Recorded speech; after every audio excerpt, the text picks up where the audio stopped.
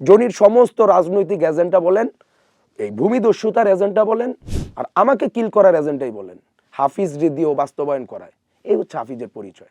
25 লক্ষ টাকা হাফিজের পুরা গোষ্ঠী বিক্রি করলে আপনি 25 লক্ষ টাকা আসবে না। হাফিজ এলাকার কখনো এই কাউন্সিলর ক্যান্ডিডেট না। আন্ডারওয়ার্ল্ডের কারো সাথেই আমার কোনো প্রকার দ্বন্দ্ব নাই, আবার কোনো প্রকার সখ্যতাও নাই।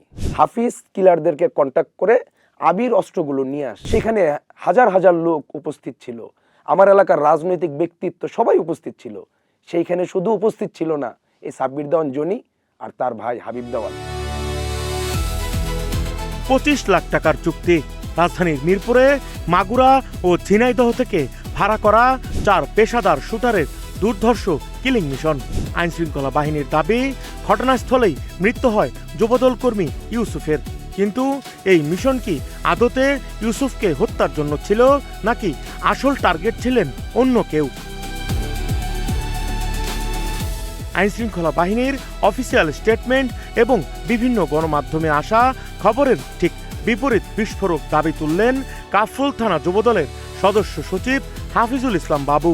তার স্পষ্ট দাবি, সামনের সিটি কর্পোরেশন নির্বাচনে প্রতিদ্বন্দ্বিতা করতে চাওয়াই তার জন্য কাল হয়ে দাঁড়িয়েছে।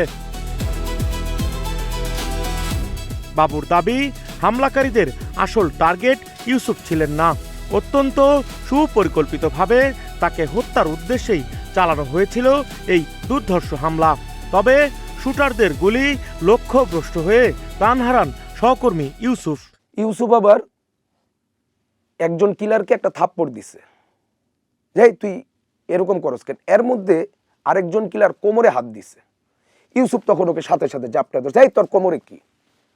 জাপটা ধরার সাথে সাথে ভাইয়া ওই কিলার করলো কি, ওর অস্ত্রটা বের করে সুজনের দিকে 1 রাউন্ড গুলি করলো। আর এই কিলার ইউসুফ যে ওকে জাপটা ধরলো, ওর সাথে সাথে ঘুইরা ইউসুফের ডান পাশে ডান পাশে বুকে ঠেকে 1 রাউন্ড গুলি করে দিল। আমি তখন এই ঘটনার 5 হাত ডিস্টেন্স ধরেন আমি তখন চিৎকার দিয়ে বললাম যে ওদেরকে ধরেন, মানে আশেপাশ থেকে যেন মানুষ অ্যালার্ট হয়। এর মধ্যেই কিলার কি করলো, আবার আমার দিকে তাক করে আরেক রাউন্ড গুলি করলো আমাকে।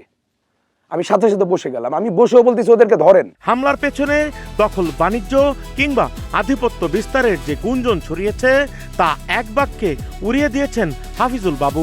4 নম্বর ওয়ার্ডে কোনো দখল, ফুটপাত, ময়লা কিংবা ডিশ ইন্টারনেট ব্যবসা নিয়ে কোনো দ্বন্দ্ব নেই। গত 20 থেকে 22 বছর ধরে যারা ব্যবসা করছেন তারাই এখনো সেখানে বহাল তবিয়তে রয়েছেন বলে দাবি হাফিজুল ইসলাম বাবুর। আসলে আমাদের এলাকায় 5 তারিখের পর থেকে আজকে পর্যন্ত আমাকে যারা হত্যা করতে আসছে বা পাঠাইছে যারা, তারাও কোনো প্রকার ময়লার ব্যবসা নিয়ে এলাকার মধ্যে কোনো বিশৃঙ্খলা করতে পারেনি, নাম্বার 1। আর আমিও না। নাম্বার 2, ফুটপাতের টাকা বা ফুট দখল আমাদের 13 নাম্বার টোটালটা ভাইয়া ফুটপাত ওপেন। এখানে কোনো দোকানদার বিগত 17 বছর যেভাবে টাকা দেয়া লেগেছে, 5ই আগস্টের পর থেকে আমার বিশ্বাস কোনো দোকানদার বলতে পারবে না যে আমি কাউকে 5 টাকা দিয়ে তারপরে আমার বসা লাগে বা দোকানদারি করা লাগে। তৃতীয়ত, যেই ডিশ নেটের ব্যবসার কথা বলা হচ্ছে, আমাদের এলাকায় ডিশ ব্যবসা বিগত দিন থেকে 20-22 বছর ধরে 3 জন ডিশ ব্যবসায়ী, একজনের নাম আলমগীর, একজনের নাম জাম, একজনের নাম মিকা, তারা 3 জনই ফ্যাসিস্টের অনুসারী ছিল।